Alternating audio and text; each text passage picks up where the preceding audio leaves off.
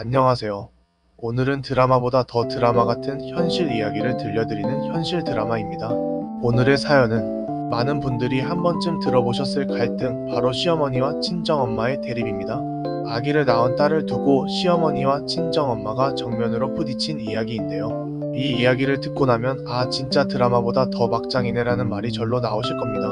그럼 지금부터 사연을 들어보시죠. 저는 결혼한 지 3년 차 되는 주부입니다. 얼마 전 첫 아이를 낳았는데 산후조리를 하면서 정말 큰 갈등이 생겼습니다. 제 친정엄마는 정말 헌신적이셨어요. 새벽에도 아기가 울면 달려와 주시고 제가 몸이 회복될 수 있도록 미역국을 끓여주시고 빨래까지 다 해주셨습니다.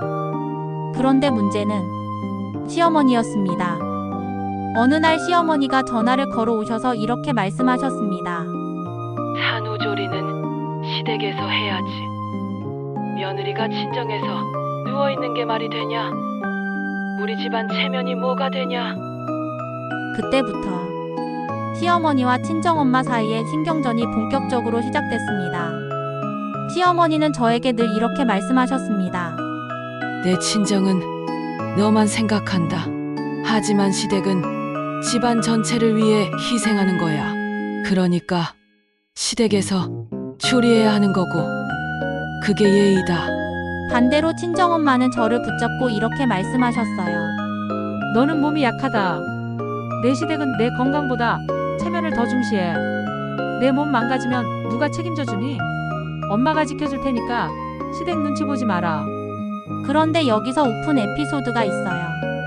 어느 날 시어머니가 갑자기 친정집에 미역국을 들고 오셨어요. 그러면서 내가 끓인 미역국이 더 맛있을 거야 라고 하시더라고요. 친정엄마는 그걸 보시더니 아, 그래요? 그럼 제가 끓인 거랑 비교해보세요.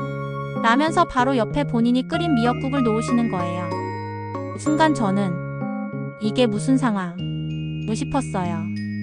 두 분이 저를 사이에 두고 어느 게 더 맛있냐고 묻는데 저는 뭐라고 대답해야 할지 몰라서 둘 다 맛있어요. 라고 말했더니 두 분 다 그게 무슨 대답이야 라는 표정을 지으시더라고요. 명절 때는 더 가관이었어요.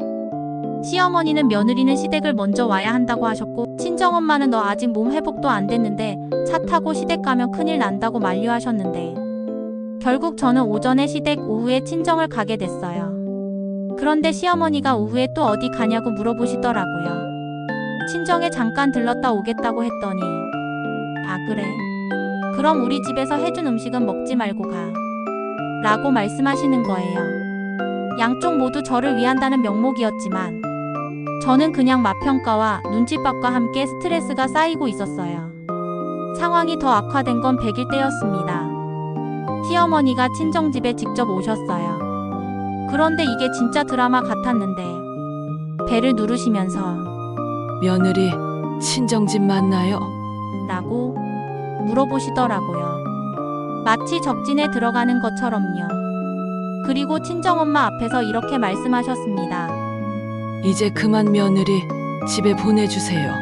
애 아빠도 보고 싶어하고 시댁 식구들도 손주 보고 싶어해요. 그러자 친정엄마가 정말 단호하게 대답하셨어요. 제 딸이 아직 몸이 완전히 회복되지 않았어요. 무리하면 평생 후유증이 남을 수 있다고 의사가 그랬는데 그럼에도 보내야 하나요? 그럼 언제까지 친정에서 눌러 앉아 있을 건가요? 다른 집 며느리들은 다 시댁에서 조리하는데 다른 집은 다른 집이고 우리 딸은 우리 딸이에요. 그런데 이때 정말 황당한 일이 벌어졌어요. 시어머니가 갑자기 가방에서 뭔가를 꺼내시더니 이거 우리 집 가보예요. 손주가 물려받아야 할 거예요. 라면서 금팔찌를 보여주시는 거예요.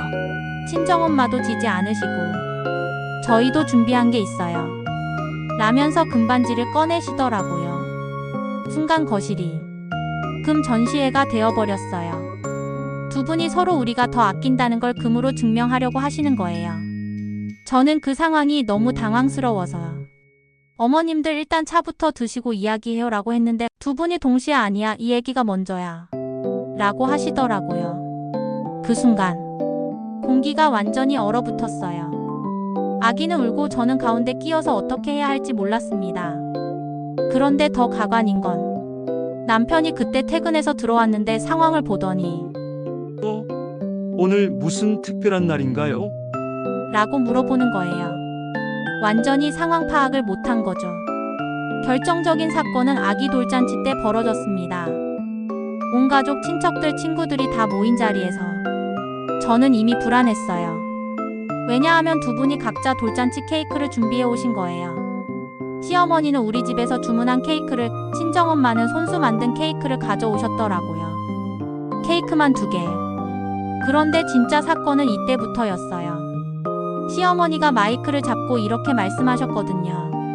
오늘 이 자리를 빌려서 말씀드리겠습니다. 우리 손주가 이제 돌이 됐으니 제대로 된 육아를 시작해야겠어요. 이제부터는 제가 손주를 키우겠습니다. 순간 모든 사람들이요 하면서 돌아봤어요.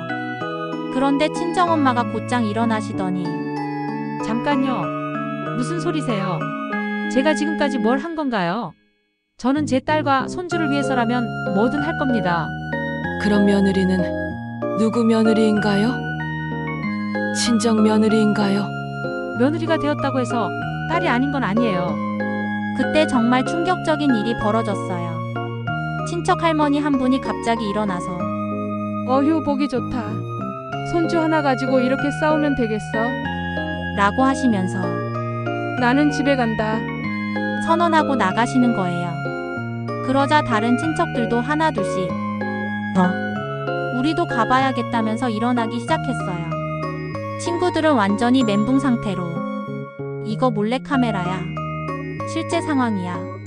라면서 서로 눈빛으로 대화하고 있었고요. 심지어 아기까지. 분위기를 눈치챈 건지 갑자기 으아앙 하면서 울기 시작했어요. 그런데 진짜 압권은 돌잔치 사진사가 기념사진은 언제 찍죠? 라고 물어본 거예요.